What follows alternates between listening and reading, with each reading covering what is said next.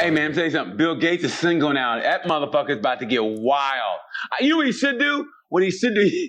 He should go fuck Jeff Bezos' old bitch. That's what he should do. Oh, man.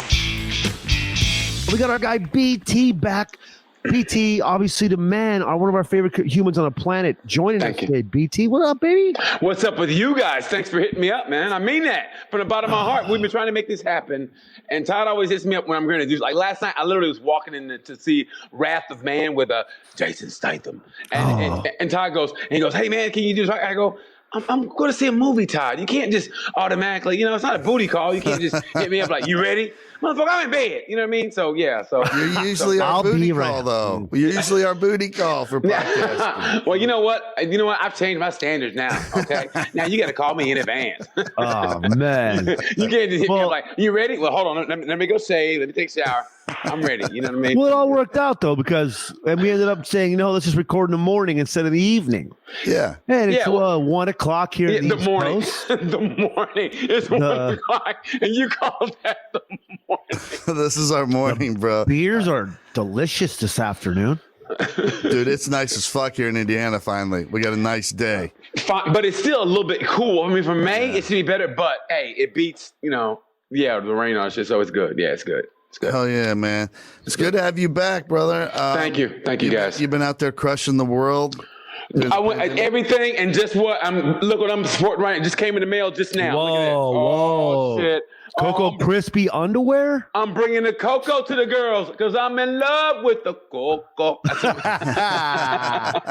When I come into the bedroom, I say, hey, sing it for me, baby. She goes, I'm in love with the cocoa. So, yeah, I'm actually wearing these motherfuckers when I see a girl. I'm like, hold on, baby, right back. And I'm going to go change into these. And I just wanted to say that. I'm in love with the cocoa. Wait. Yeah. Why are you using are they shorts or underwear? They're underwear, straight underwear. Just wear them all the time. Yeah, wear them the day of, bro. When she comes over, have them on. No, there's underwear you wear all day, and then there's underwear you wear when you're about to smash, and that's when you take a shower and then put on those underwear because you want them to be, You take a shower before you smash? Fuck yeah, because you never know. They might want to do some nasty shit. So I go, good point, bro. I go take a shower, make sure she goes. You never know who's gonna surprise you. You know what I mean? It will be the wildest. The most off the wall shit.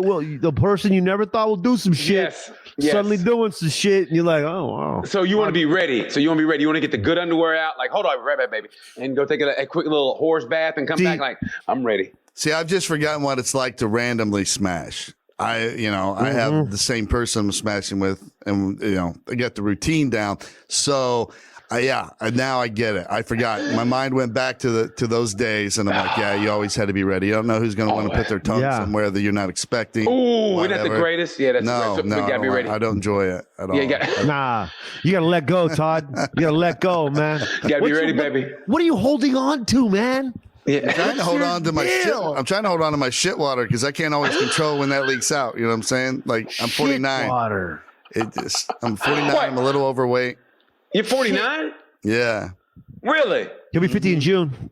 Yeah. I'll be 53 in June. There you go. We finally figured it out, huh? Yeah, because you've been looking fucking 27 ever since I've known you. You look 12 years. Yeah, Thanks. You've looked like a strong 30-year-old forever.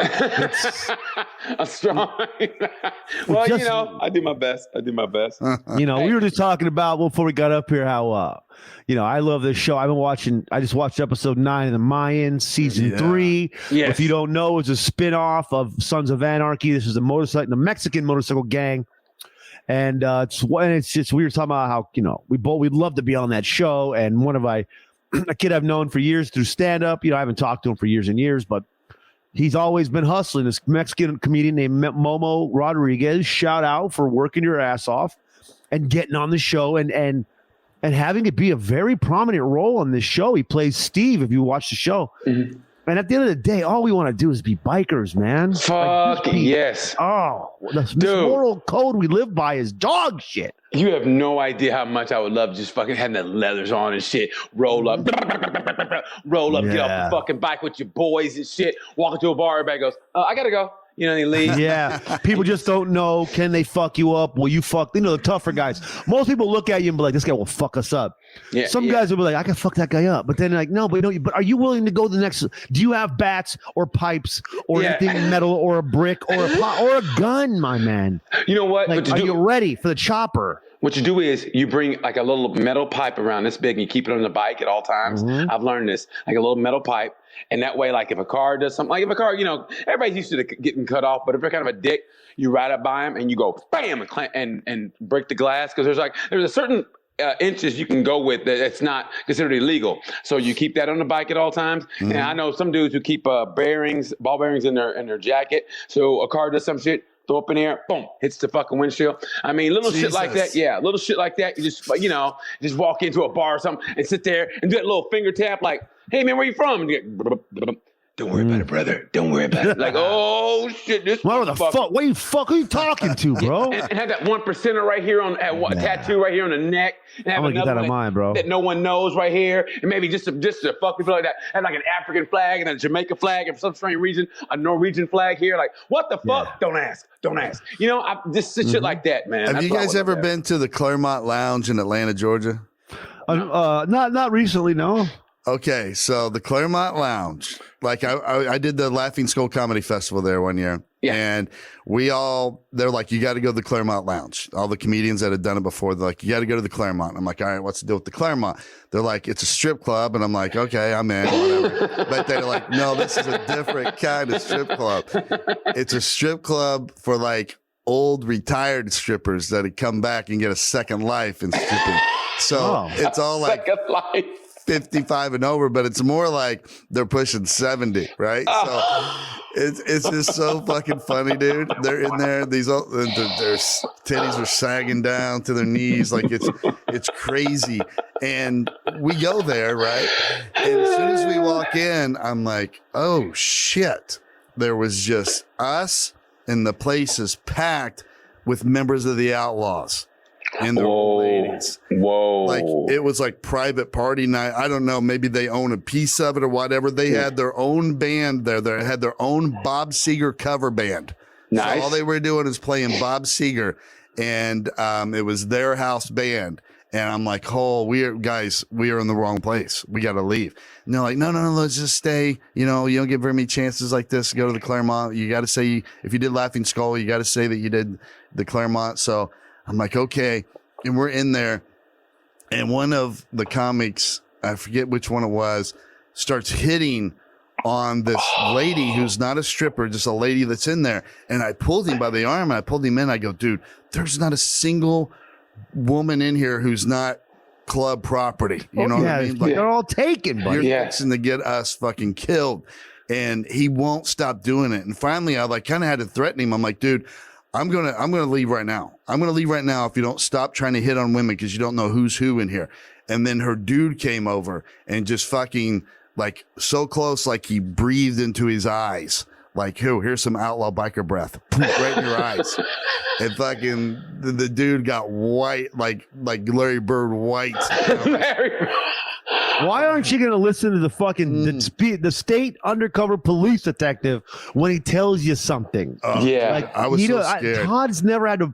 I can't. Maybe he has that I don't remember, but he's never pulled me aside to warn me on some shit. And if he would have, I would have fucking changed what I was doing. You know what? It may have been good for you to leave and like, all right, man, I'm out of here. And then and whatever happens, happens. And then every single comedian in the festival gets murdered by the Outlaws. I'm the only one left, and I win the whole festival. Let's go. Todd's the champion of the festival. He wins by defeat, like by buy. You know, like in wrestling, sometimes you have a buy, and you can buy yourself into the semis or whatever. You go, yeah, I'm in. Fuck it, I'm in. Somebody I'll tell you what. I'm in. Yeah, those bikers, man, those bikers rolling around, just selling drugs, beating people up, being hired guns. What's not to like? What's not to like? Don't you want to roll around with I mean, I want to be sleeveless all the time, throw my cut on, you know what I mean? My leather cut.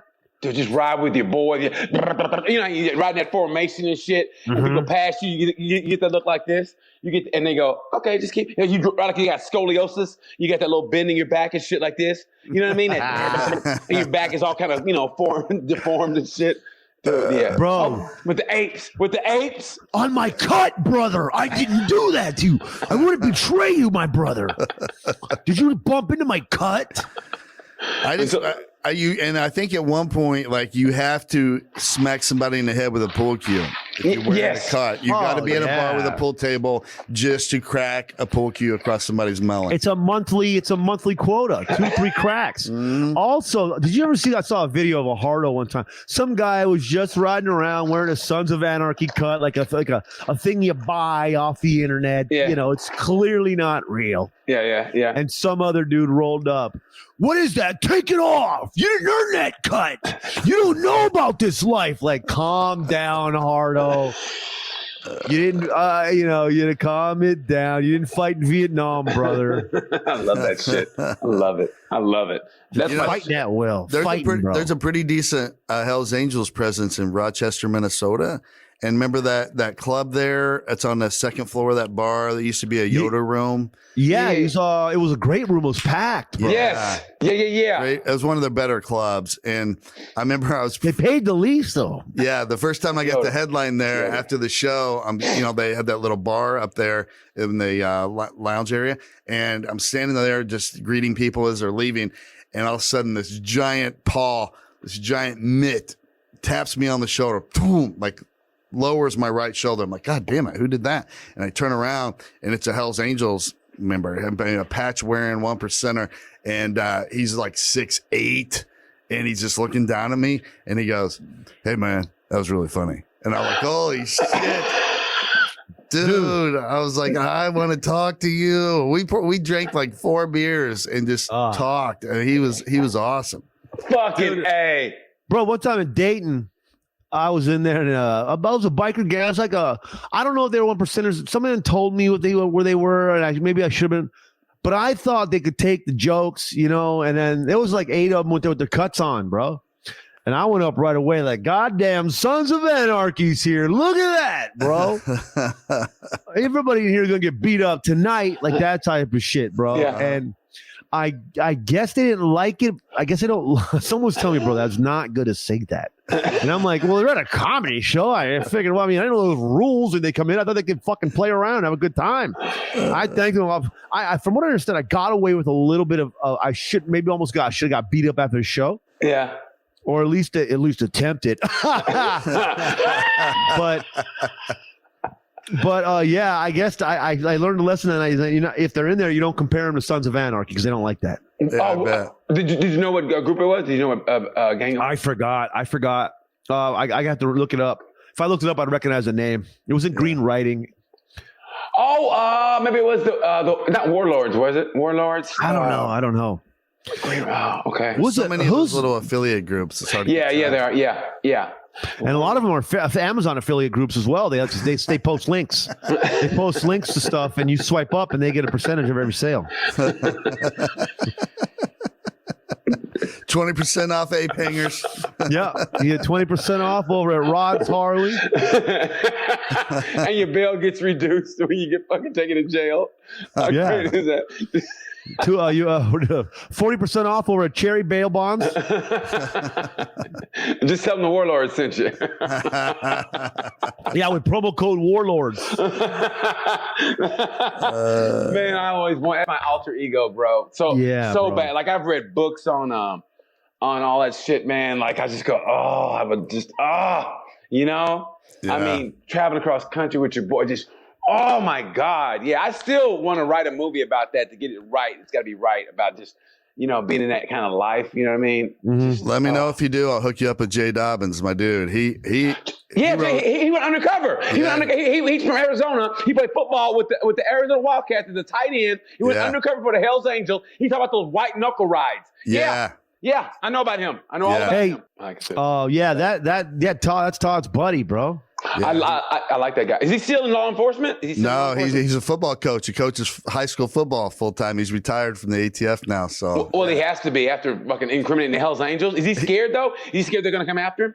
He said no. He's like, no, I don't worry about it, man. Let's go do my thing. But a lot of them got arrested, and a lot of I think have died since then. But But it's just like our dude, Vito, Shaun and I's buddy here. You know, he ratted out. Not rat. He's not a rat. He testified against the Philadelphia Mafia, the Stanfo family. Yeah, he was a hitman for them, and they put a hit on him. He survived it, and then he testified for the FBI. Still one of the craziest stories I've ever heard in my life. His survival of the hit. He goes back home to Philadelphia all the time. He's like, if they want me, come get me. I don't care. Fuck. How did he survive the hit? Or they try to run him over or shoot him or what? We're just gonna send you the link to the episode. Yeah. Okay. It was that wacko. In the head, but the extra thick skull, it didn't go through. It was weird. And he fought his way out of the kill room. Fuck. Right? Yeah, I got to. I love these stories. I do too. I love the biker stories more than anything. You know what I mean? Yeah. I read about the Hells Angels and the Hells Angels actually helped. Sonny Barker helped start. Not really. He knew the guy who started the black biker gang in Oakland. I forget the name of them right now. The East Bay Riders. He said they were a car club first, and Sonny Barker said, "You guys should start a motorcycle, club." And he helped us start it as far as that goes. Yeah. So nice. Yeah, man, it's kind of interesting the whole history behind that. It really is. Hell yeah, it is. I mean, look, there's nothing more cool. Now, I know they're into, you get to the Hells Angels level or whatever, and shit gets evil at some point. Yeah. But the movie mystique of it is cool as fuck. Like, man, just to think, like, especially, in their heyday back in like 60s and 70s, definitely the 70s. Oh, where 70s. People were just wanting to live this free lifestyle anyway, no rules, they're just fucking roaming around like a bunch of nomads and just with your brothers. I mean, just a blanket on the back, a little sleeping bag tied up. Oh, I love that when they tie the sleeping bag up and they put like the blanket on the front of the chopper and they wrap it up like Easy Rider style. Yep. Motherfucker. Hey, the 70s period was think about it. If you got arrested in the 70s, you had to be fucking up. You could have drove in the 70s. Remember the seatbelts were a suggestion in the 70s. Remember you used to ride in the back of a pickup truck in the 70s. Nobody said shit. The cars, my mom had a Subaru Brat. They came with 2 chairs that came in the back, 2 bucket seats with no seatbelts in the back. No seat. Nobody gave a fuck about the passenger. Remember that? Not even the driver. That was before airbags. No one gave a shit about it. If you die, you die.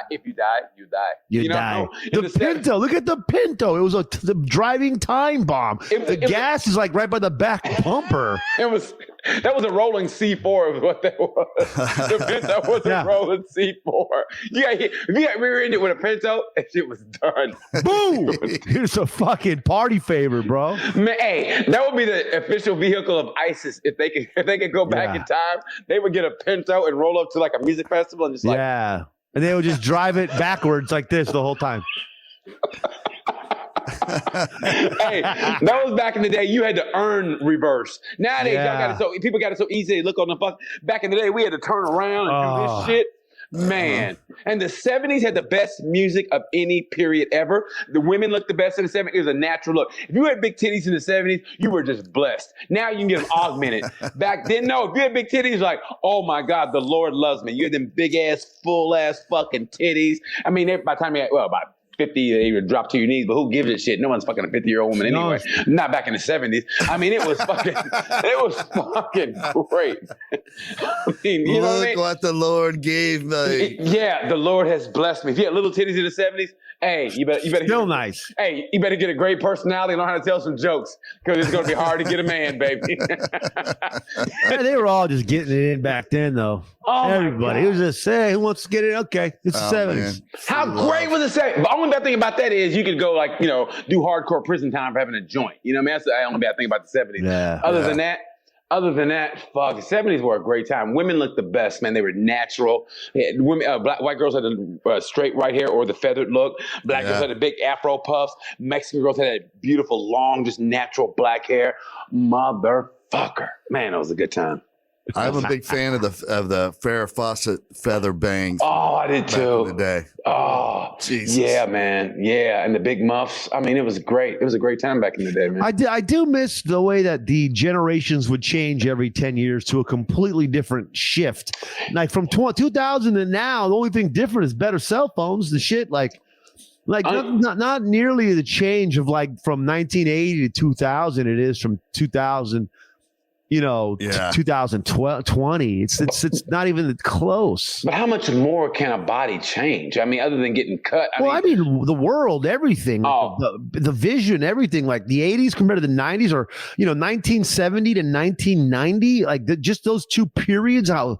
I mean, the shift of music, fashion, everything was so different.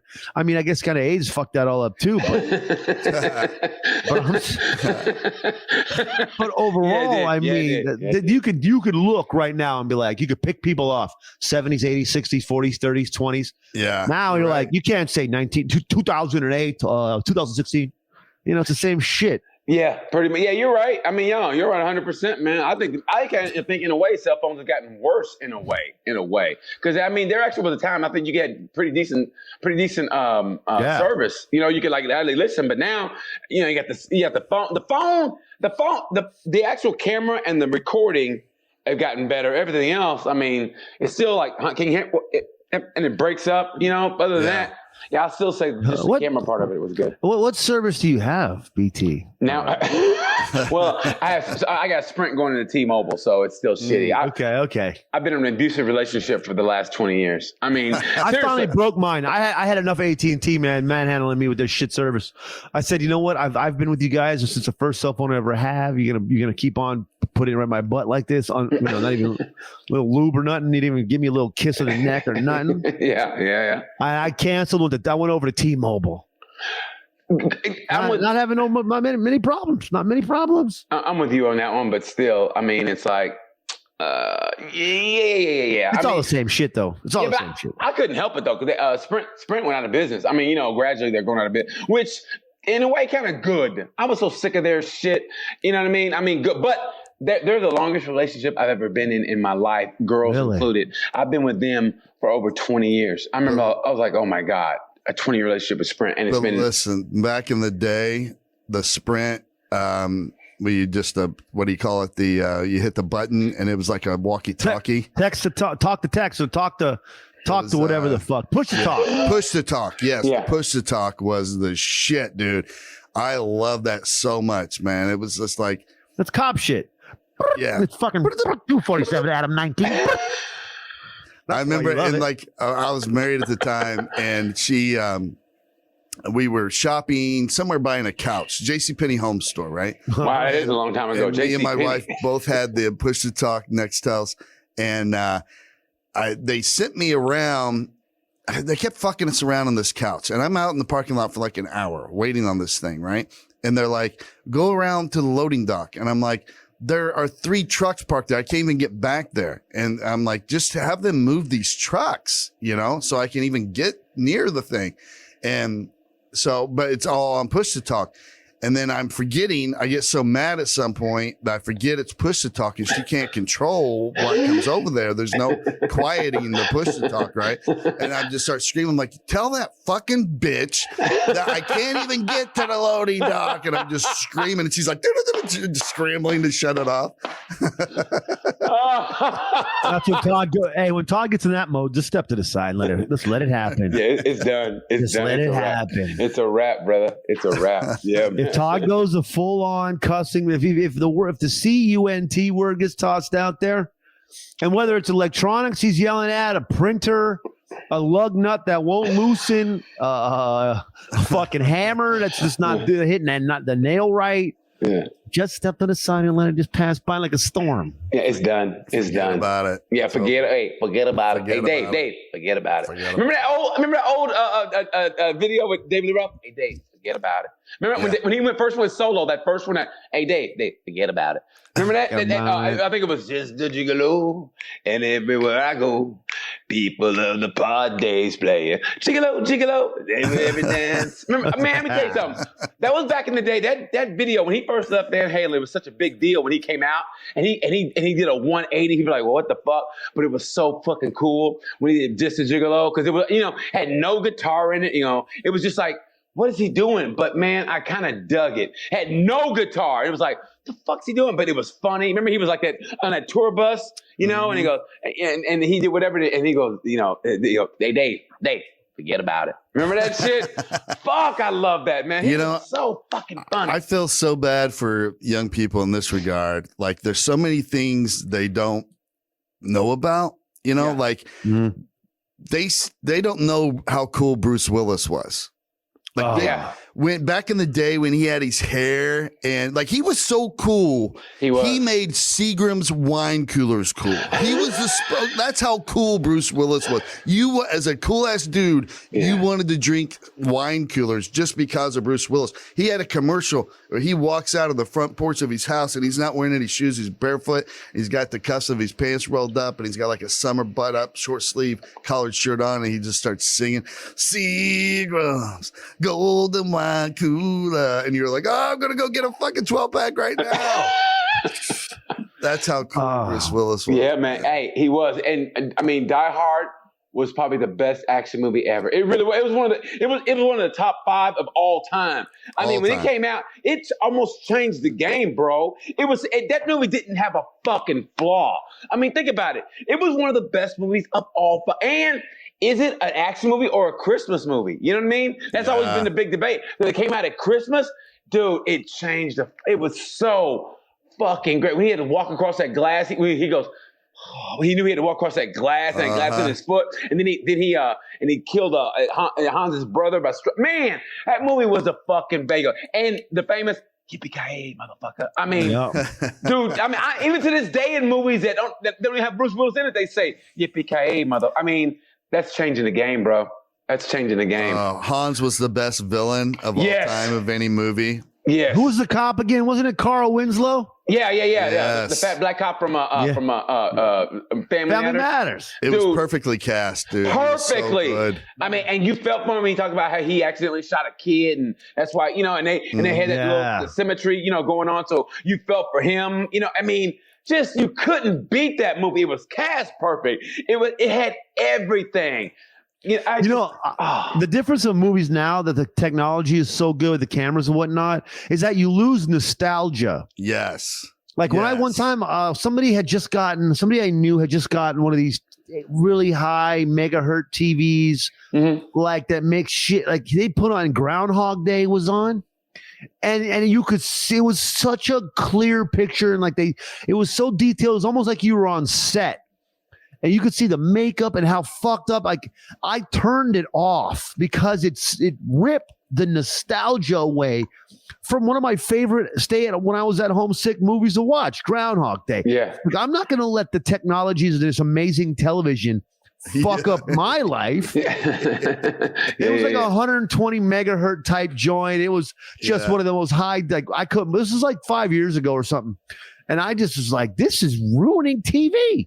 Yeah, and I feel like they steal nostalgia now. You can't capture it like you can with Home Alone or any of the fucking vacation movies. Die Hard, like the coloring, everything is just a little bit. Well, the biggest difference too you see in a lot of those old movies like Lethal Weapon and shit and Die Hard, for example, now with these TVs, you see shit you didn't see in the movie. Yes. You can see the stunt double cut. Like when we watched it originally, we didn't see that. Now you're like, fucking, that's a whole different dude. They just threw that guy over his shoulder. Yeah. Hey, like on, I think it was Beverly Hills Cop. When Eddie Murphy beats that dude up at that buffet or whatever, and you can see a dude has a mustache. Yeah, he did a hip toss, and it's a dude with a giant fro and a mustache. You're like, what? That's not Eddie Murphy. That wasn't even close. That wasn't even close. No. You know what I mean? So but back then they were like, it's okay. The frame rate's so slow, you'll never see it. But now it's fucking fast as fuck, and you can totally see it. Yeah, but you know what though? Honestly, he went over to the craft services table, got a slice of cheese, and smoked a cigarette. That was in there, like the stunt double. You can see that much of the cut. Mm-hmm. You can see him. He's sitting in his chair, going over his lines. Yeah. But you know what? Honestly, you miss. I agree. To me, technology. They're trying to replace the technology with a story. Because movies have always been about the story. So when you didn't have the great technology, you had to have a good ass motherfucking story with rich characters. And I think now you can substitute, like, this movie's gonna look so fucking cool that you can kind of like blur the story. You know what I mean? It's like, the story's in, but the technology, it's almost like, it's like, remember back in the day, and they go, if a movie kind of sucked, the best thing you can say about it, how was the movie? It was visually stunning. You know what I mean? And so that tells me now that the movie is shit. If it's visually if that's the first thing you say about a movie, then you know it's a shitty movie. If it's visually stunning, that's the only thing you can say about it. It's like when Avatar first came out. You know what I mean? Yeah. When Avatar first came out, it's all people talk about. Oh my God, it's so bad. But I go, how was the motherfucking story? You know what I mean? Give me a movie that's an hour and 20 over a movie that's 2 hours, but it's got all this beautifully stunning shit. Fuck that, I want a good story. But then on the flip side, though, they have also really upped the ante when it comes to the stories of like these HBO or Showtime style shows, like things like Game of Thrones, where you got 19 storylines just cooking for 15, 12 hours or however long the seasons are. Yeah.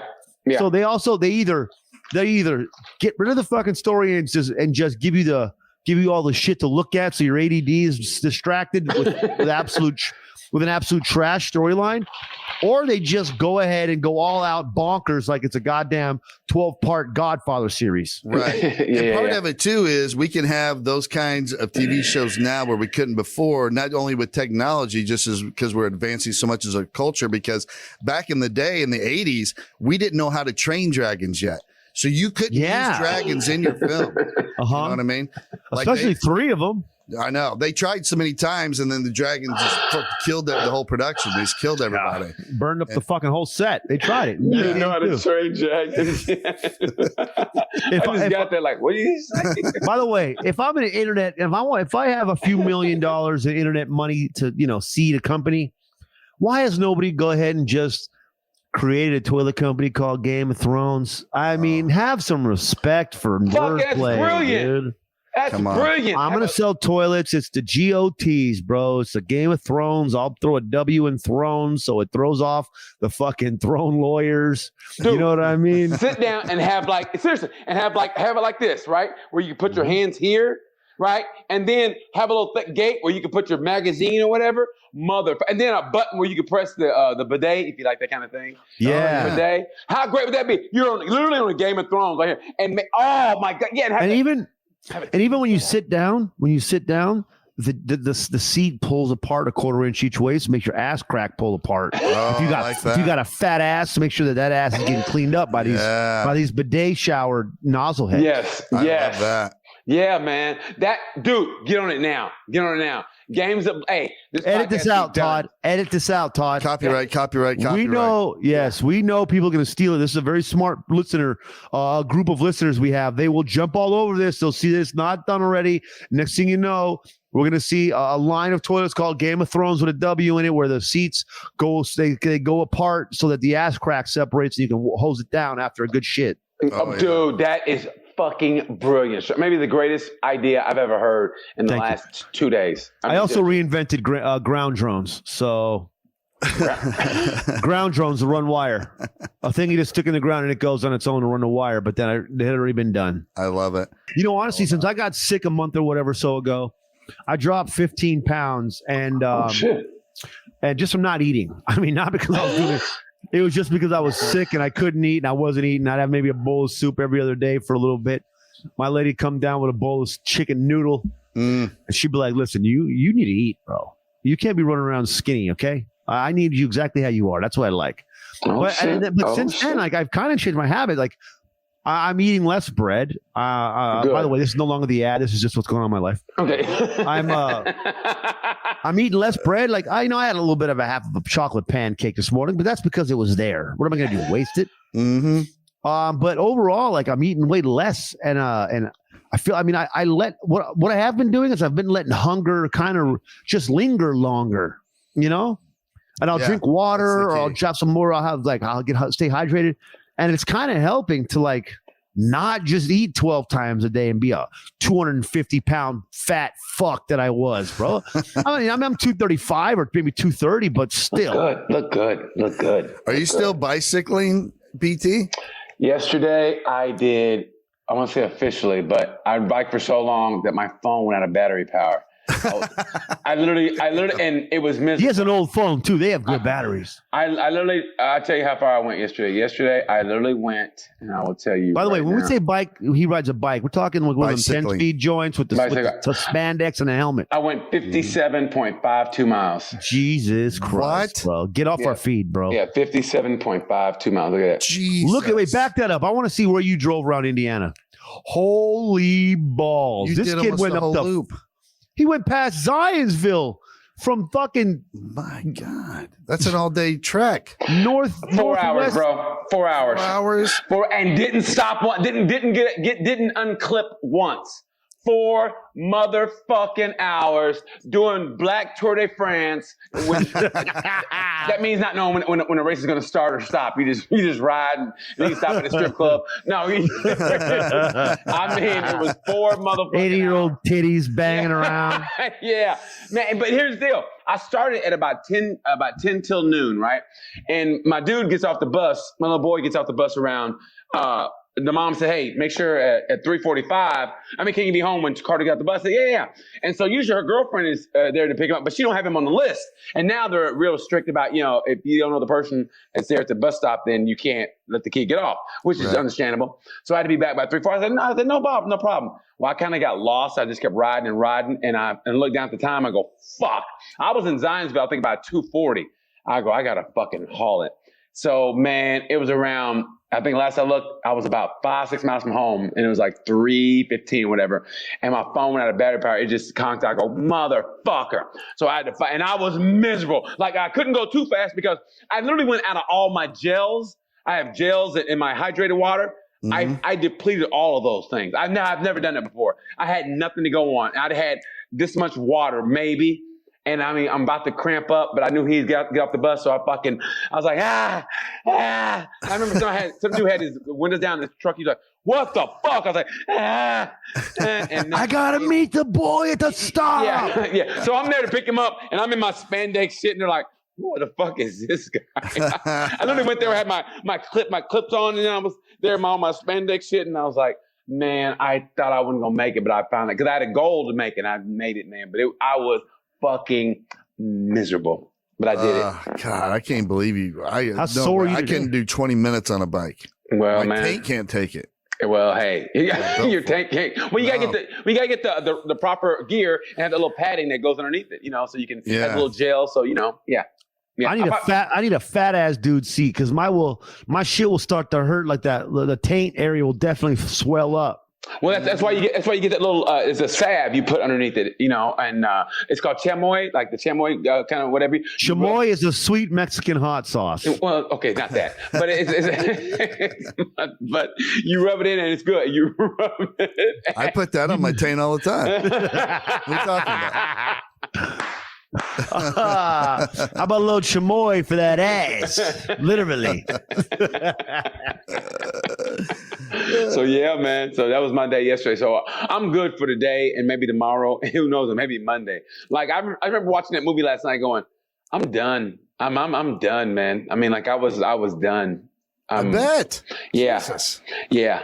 When I was downtown LA, me and my buddy Ivan would come over, and all I had was like a beach cruiser, like a legit ass old school Schwinn, you know? Yeah. But and all the traffic downtown LA was always so slow, but you'd be going like 10 miles an hour. So you come down a hill, you could be bobbing and weaving in traffic with fools.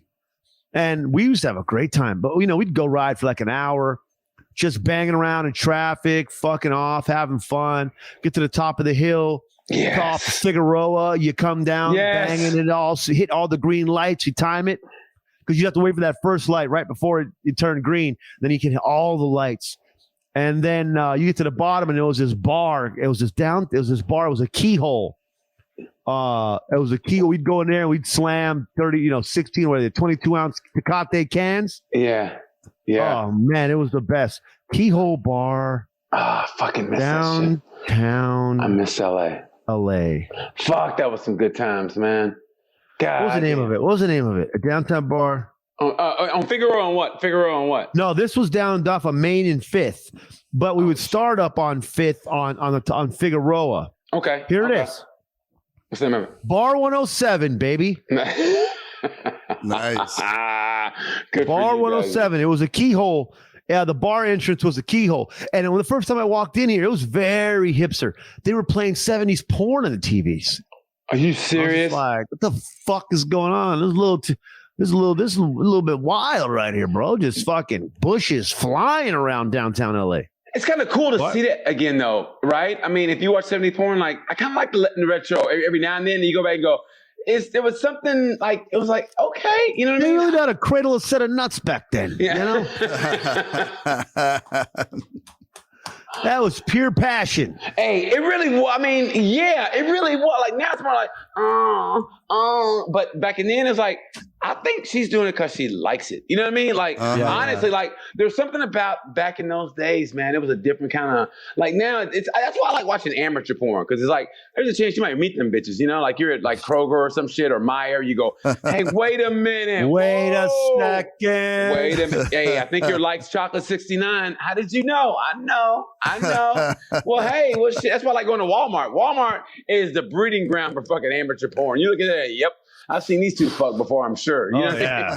You know? I give them a thumbs up as a couple. Hey, there was one. I'll give I him a swear to wink. God, there was one. I swear to God, this dude was banging his lady, and he has a fucking house arrest bracelet on his ankle. I lie to you not. He had a house arrest bracelet. It's called work release program.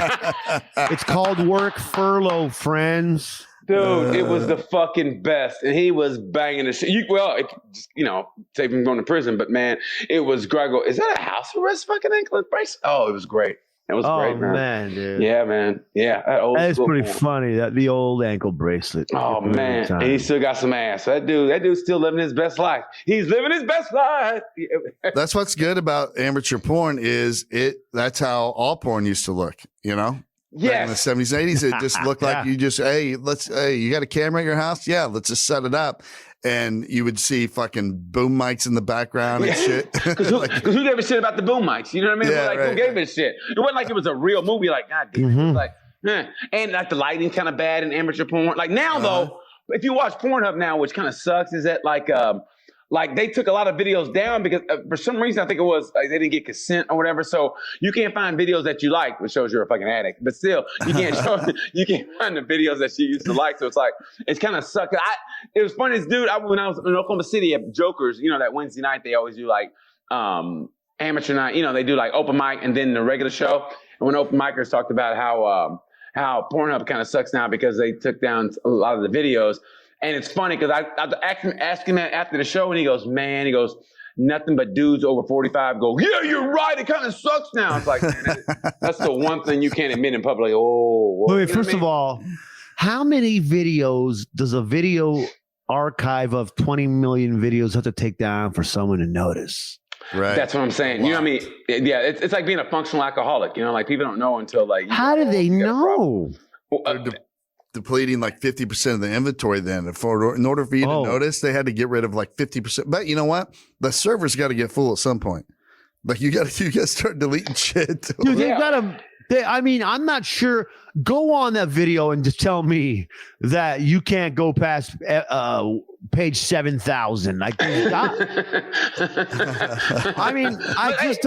there are girls you can't find anymore. I mean, I hate saying this, but yeah, there's girls like you look up. Oh, it's my favorite video. And you go, oh man, they took it down. I'm like, you can't find it anymore. You know what I mean? Seriously. They need like a, you know how they have AMC Classics channel or whatever. They need that for porn, like just a classics porn channel.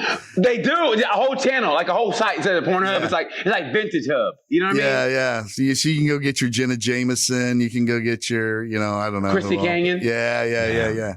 Lisa DeLue, Taya Ray. I remember Taya Ray because her parents knew she did porn, but that's why she didn't perform with a black dude. Because she goes, my parents already know I do porn, and if I slept with a black guy on screen, that would just really throw them over the top. And I go, really? They know you do porn? Really? Yeah.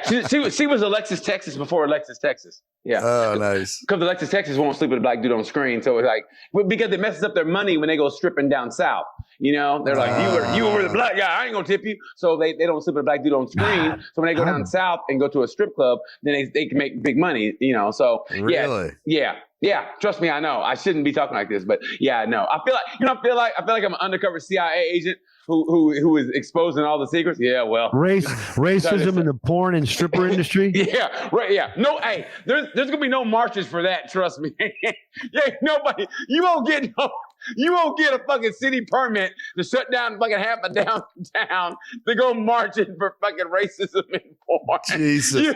It'll be you and maybe 2 other black truckers going, yeah, man, I'm glad you stick it up for us. We need these white racist truckers tipping these women no matter who they slip with on camera. America. Hey, ain't nobody marching for that motherfucker. That will be an empty ass city council meeting. Trust me. I think it's bullshit that we can't get. Ain't nobody. You gonna plant that flag alone, my friend. You gonna plant that fucking flag alone. You'll be the Jackie Robinson of fucking equality. That's wild, bro.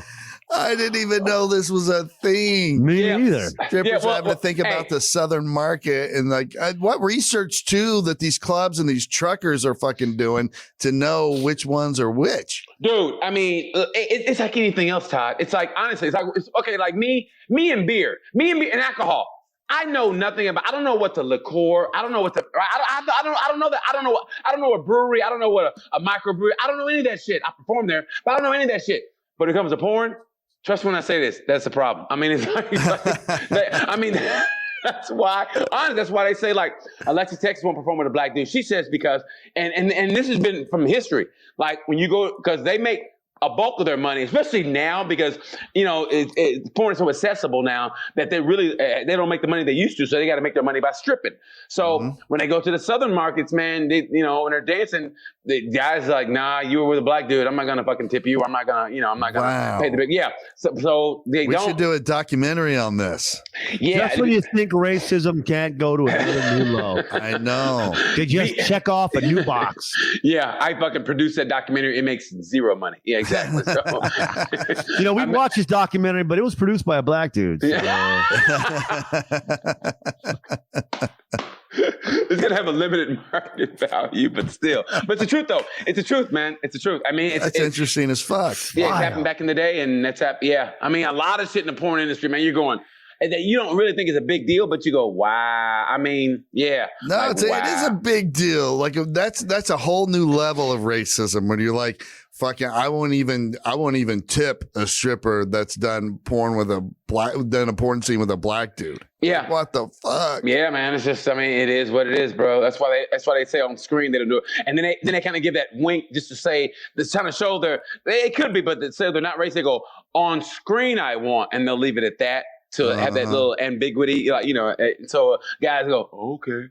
You know what I mean? So there's like three girls I know for a fact who say they don't. I'm on screen, but afterwards I don't know what their personal life is like. I like to know, but that's how it is. So Jesus. Yeah, man. Before we get out of here, shout out to my guy Trey Birchfield sending me his bags, his custom Lucky LLC Surefire bag. Nice, dude. I like that shit. These look like the fucking bags he tossed in the Hamptons. Yeah, it is. Yeah, like that little plaid print. There's like the shorts that the dad shorts. No, these are similar to Burberry. Yeah, but I'm saying the pattern looks like the dad shorts from back in the day. Yeah, I like that shit. Oh, you can play. What's that game you used to play? Remember back in the 70s, Todd? The one outside. Butts Up. What?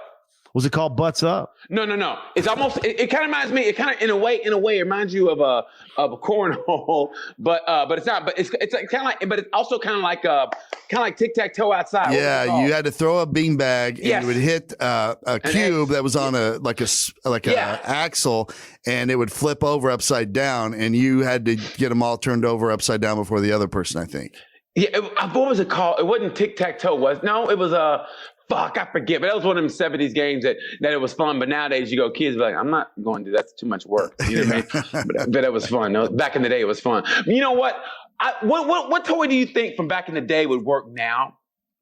Like, you know what I mean? I Transformers, you really like if they were into deep Transformers. Transformers still works. I think the Evil Knievel, I think that would still work now. The ripcord Evil Knievel? Yeah, not the cord, the one you put on the little stand and you wind it up and the bike takes off.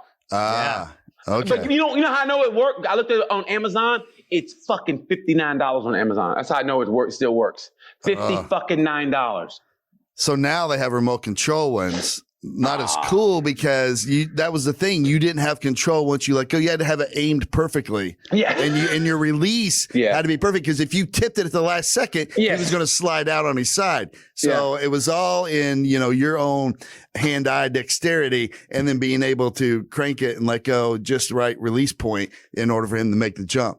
Like, you don't get that shit nowadays. It's but in a way, with this remote control. In a way, that's what made it great because you didn't know what was going to fucking happen. You had to line him up perfect and had a little jump and hope he made it. And then he go, and you go get it. And then and that's why you had to have tough skin jeans because you were in the middle of the street. At least that's what we did in Oklahoma. You were in the middle of the street on your fucking knees going, and he fucking make that jump. You go, whoa! And you'll run and get it, bring it back.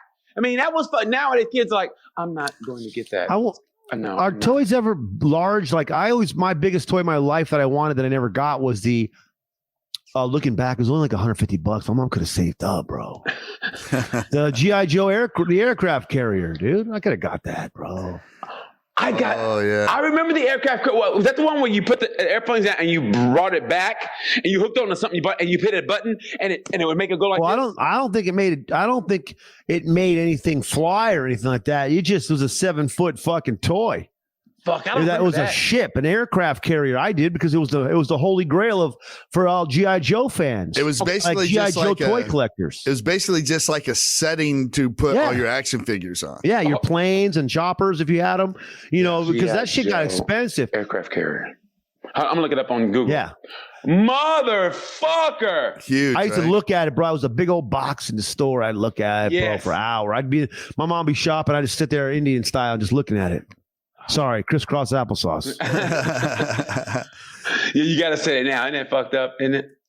The whole thing is you had to have a giant fucking bedroom to be able to have the thing. Can you guys see that? Look at that thing, bro. Classic, bro. Yeah. Fuck. Look at her, bro. Fuck. Who has that kind of house? I know. You had to have a giant bedroom, dude. That would have taken up my whole bedroom. I would have had to also sleep on it. You know what? I bet kids today would be like, this is stupid. I bet they wouldn't even fucking like it. Man, probably. You know what? I would get that now, actually. Fuck that. Fuck kids. I would get that shit now for me. You know what I mean?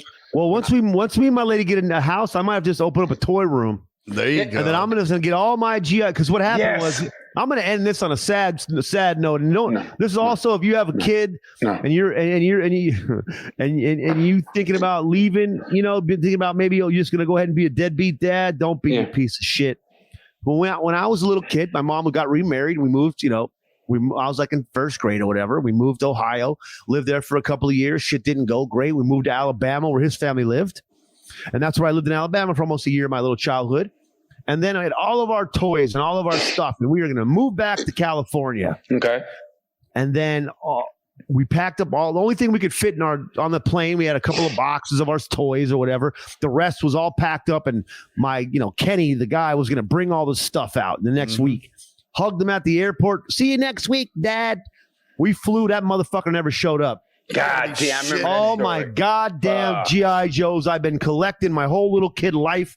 Gone. Left in the rain. Gave our dog away. Kenny also now runs a website called VintageGIJoeToys.com. And he is killing it right now. He had Zartan. He had the Evil Twin Brothers. He had Cobra Commander. He's you got, motherfucker, Todd. You motherfucker, Todd. Kenny died. Now he's in hell with them toys. And our doggy. Todd, you a motherfucker. That was perfect, bro. You are a motherfucker. Kenny's Vintage Toys, bro. Birmingham, Alabama. Todd, that's so fucking. My brother had some Transformers. Oh man. Hey, you know what? My fucking mom did that to me. Like I literally had about 120 Hot Wheels.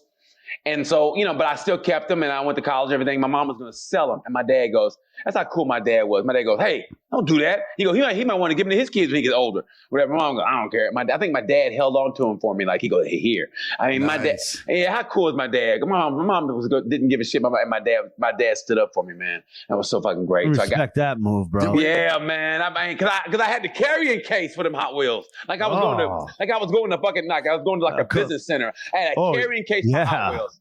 Maybe go stop by the fucking Barrett Jackson Auto Show for Hot Wheels. Yeah. The 57 Chevy, that red and yellow one. It was red, had that little yellow strip. Looked like a McDonald's car. That 57 Chevy was the motherfucker. I remember when it came out, I remember going, my friend Mark Markovich had it. I go, motherfucker. I didn't say motherfucker back but I was like, where did you get that? He told me, man, I would save up my money, go to Gibson's back in the day in Muskogee at Curtis. What that shitty ass mall we had? Anyway, so Kurt's Mall, and I went and got that motherfucker, man. And I just remember like it had that blue interior, and I just remember like, oh, and then I got the carrying case. I remember the teetotaler. I remember the for some reason a mail truck or something like that. It was like I got that too. I don't know why. But then I got that one. And then there was one with the doors open, motherfucker. And then there was what was it? There was another one. It was like a Z28. That's how long ago we go back. Cause Z28 when that shit was the shit. Remember that Z28? Nice. And then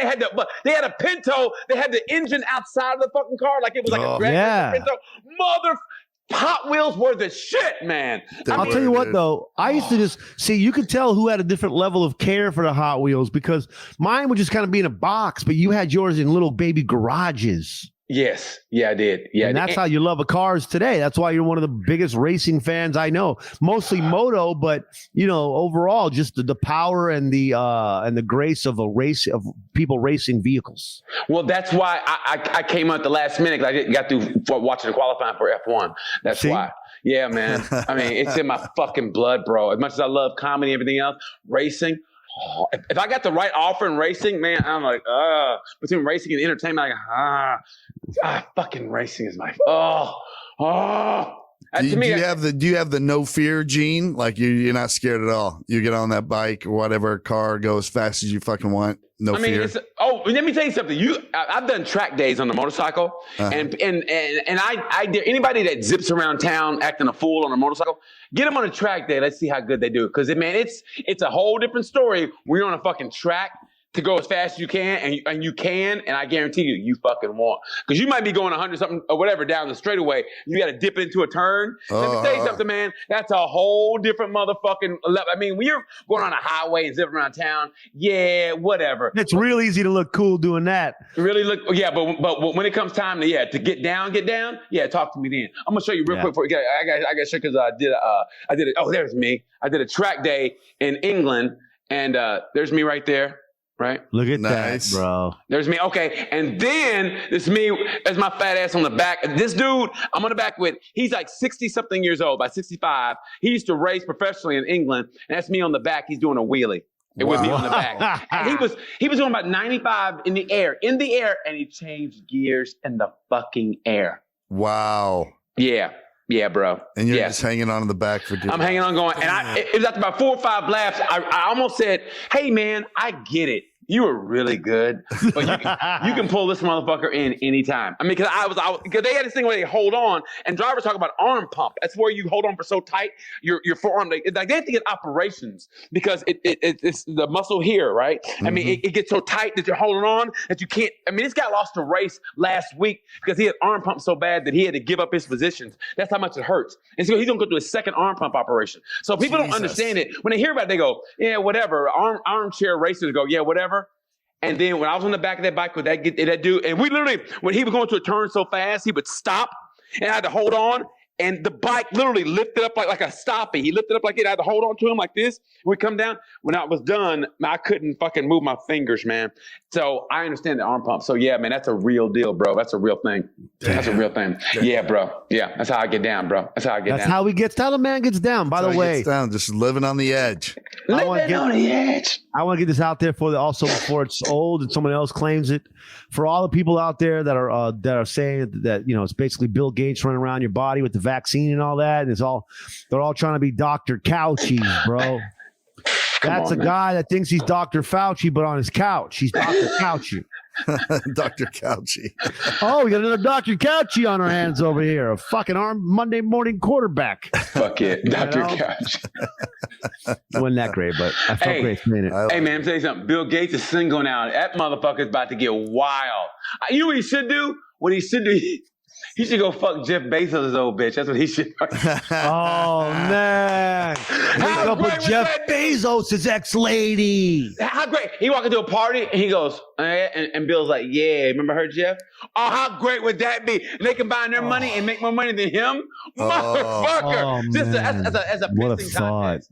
That what would be a so thought fun. by you. That would be badass. Him walking in like, yeah, I think you know who this is. No introduction is needed. He go, you motherfucker. One of the richest dudes. Motherfucker.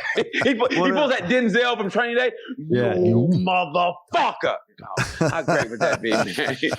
Oh, what a fucking idea. You fucking Jeff Bezos' old bitch, man. That'd be funny.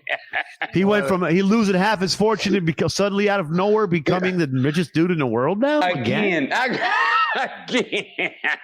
Well, that might be the most savage move in history of relationships if Bill Gates wifed up Jeff Bezos' ex-lady.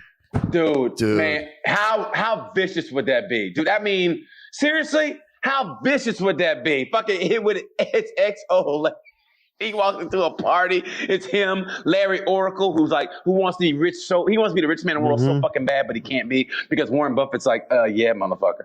But if they walk into a party and Bill Gates is with Jeff Bezos' old bitch, and he has that look on his face, and he changed his glasses to where they're fashionable. He got the little square, kind of like a Ringo Starr, kind of like a rock star kind of glasses. And he's got no sweater on. He's got like an expensive like button down, and it's unbuttoned for like a couple. And he's been working out. So Bill's got some fucking pecs and shit, and he's all cocky, and then he gets like a little dude. He's like, "Yo, what's up, Jay?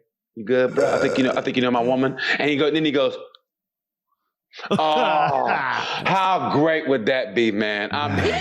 What if she hooked up with Tom from MySpace and brought him back to life? He took shit back over again. Dude, Tom is out in the sticks taking pics, bro. Follow Tom from MySpace on Instagram. This kid has become a world-class photographer. Really? He ain't doing shit except running the planet.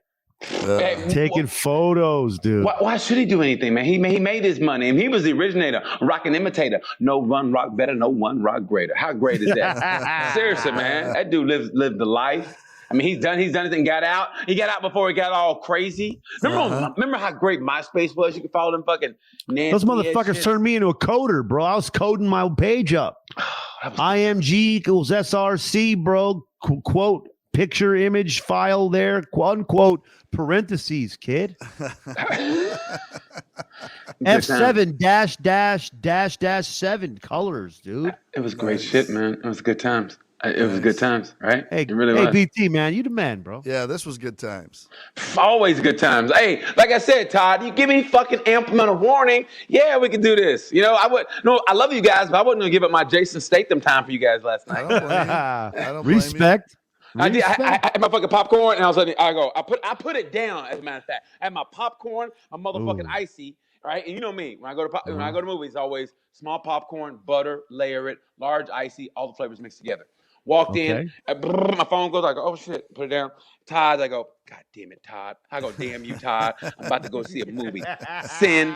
And then during the previews, almost the best part of every movie, the previews, I'm texting Todd going, yeah, okay. Just give me half amount of orange. Okay, guy, yeah, sounds good. Yeah, thanks, Todd. Missed all the previews for you guys last night. Yeah. Worth it. Appreciate you, homie. No, I appreciate you motherfuckers, man. You know I love you guys, man.